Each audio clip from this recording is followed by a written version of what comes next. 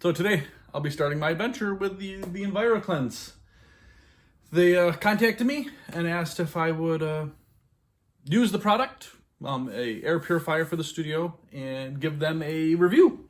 So this is the start. I'm going to do the unboxing and I'll set it up, and then I've got a year and a half. So each year I clean a little spot in my studio that's black, and I can see how much dust I've created in the year that's collected on that shelf. And what I hope to do here is similarly weigh like the filter ahead of time, and then weigh it every time I change a filter so I know how much particulate I'm pulling out of my studio. And that in combination with my little dust pad thing, I'll know how much dust it's actively filtered out from my normal studio practices. I'm a pretty clean potter. I mean, I do a quick, floor here that, it's not a dirty space. But I, if I can be healthier and cleaner, I will. So I'm gonna set it up. I'll give you kind of a tour of it being set up and a little bit of the unboxing. But that's the intro. All right. Now, I don't watch a lot of unboxing videos, but the ones that I do watch, the guy opens things up with a with a angle grinder. So I'm not going to do that. We've got our fettling knife.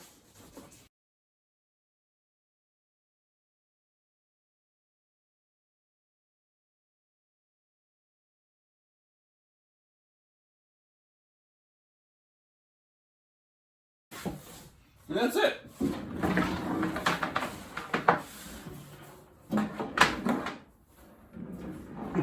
I know it opens up someplace. Okay, there we go. And it has 2 filter cartridges. And they've got regular sealing stuff on them. That's good. So what I'll end up doing is reading the instructions, figuring out where it goes, weighing the filters ahead of time. And I'll do that on a triple beam. I'll try to get them as accurate as I can. The bigger one I have a feeling I'm gonna have to do on the electronic scale there.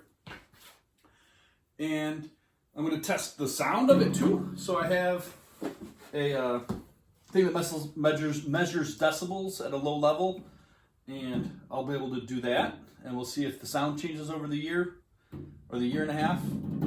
So this is an ongoing review of the EnviroKlenz. Okay, and this is the second stage filter, and this is what I would expect to see. It's looks like one of the paper media HEPA filters. It's in a pretty good box.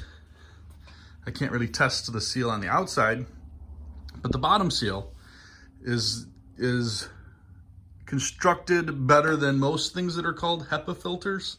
I mean, I don't know if you've got like a vacuum cleaner that says HEPA filter, but a HEPA filter is only as good as the seal between the kind of the push or pull and the media that it's drawing through.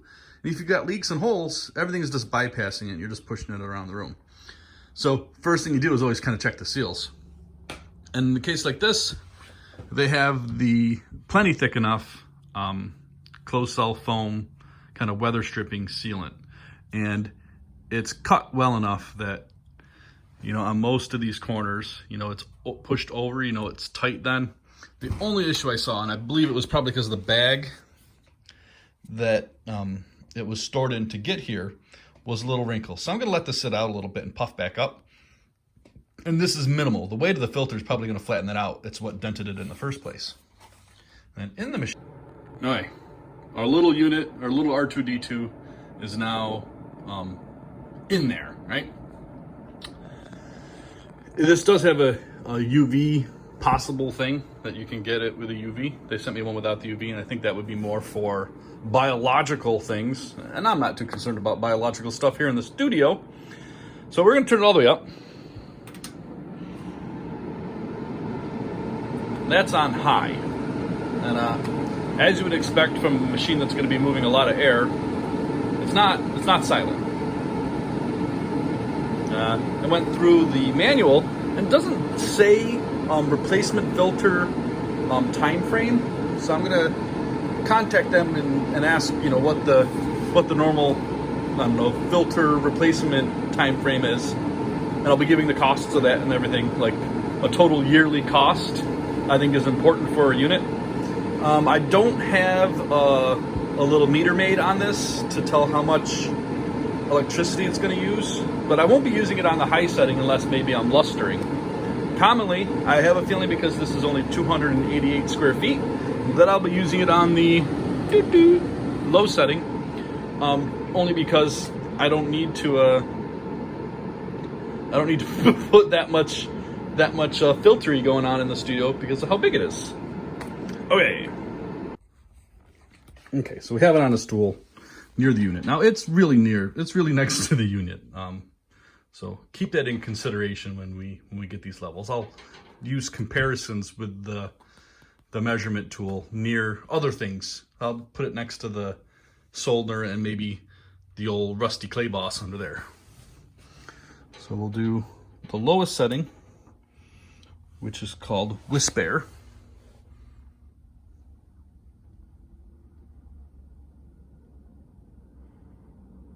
Let it get up to speed. We'll wait for the road noise to go down.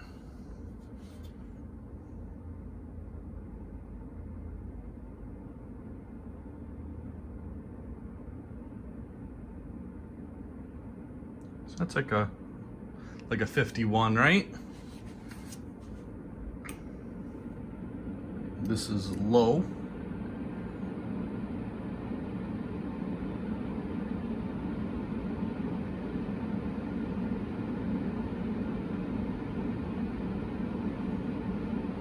Like a 61. I bet the next one's 71. This is medium.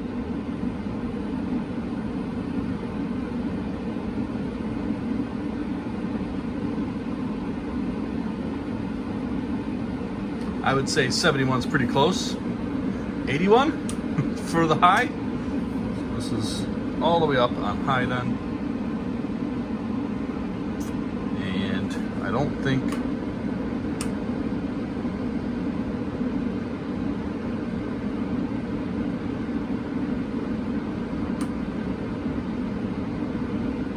I don't hear any difference between medium and high.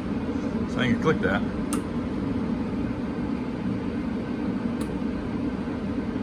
I don't hear a difference. There's definitely a difference between low and medium, but not high and medium. So because of the sound part and the size of my studio, I'm going to be running it on low.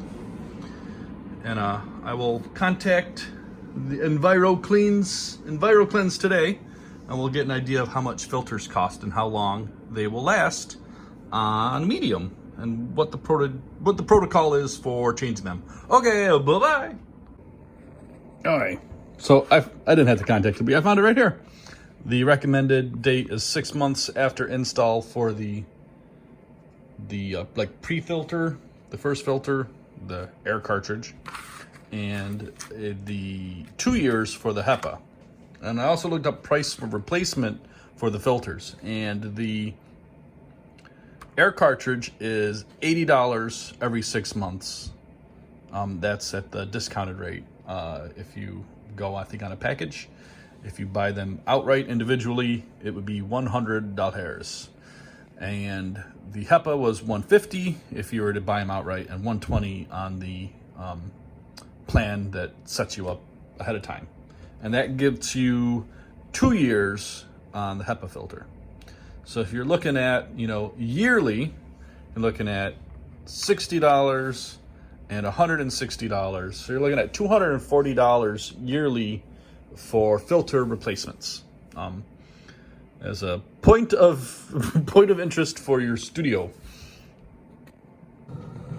Okay, so as a reference, this is like the medium speed for a unwarmed up Soldner, and we're at like 60-61 for the sound output.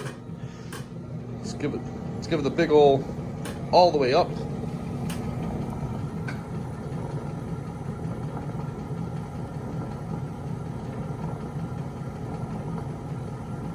So all the way up, we're looking at like 70 in terms of sound output from a Soldner S100. I was gonna get out the Clay Boss, but I'm too lazy. So it's been about a little over a month, I think, maybe 2 months. I'm not sure. With the EnviroKlenz, I'm on the floor with a little guy here.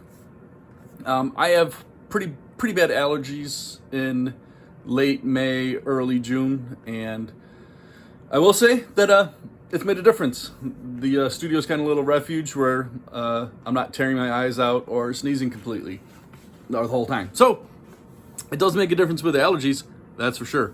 I don't create a lot of dust in the studio, so I don't have a whole lot of feedback on that in this kind of time frame.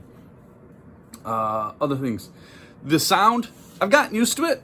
It's again, it's not silent, but it's not overwhelmingly loud, and it's not that it changes. You know, like some like air conditioners, you've got the thing where it goes up and down as the compressor kicks on and off. This doesn't have that, so it kind of fades away. You know, you don't notice it after a while. And it has changed the way the studio feels in terms of temperature. So because it's on the floor, and these little vent things blow up, that it's pushing the normally cold air that's on the floor up into the studio more than, you know, my normal studio brightness, because I never have anything moving air in the studio. I don't know how it works with coal or with things drying yet, because I haven't had any wet clay work going on since I turned it on, but that's for a future update. I wanted to give this little one so I can finish this video and then put it up. So if you have any questions about it, I won't be able to answer lots of them, but I can answer some of them about having it in the studio. Okay, bye-bye.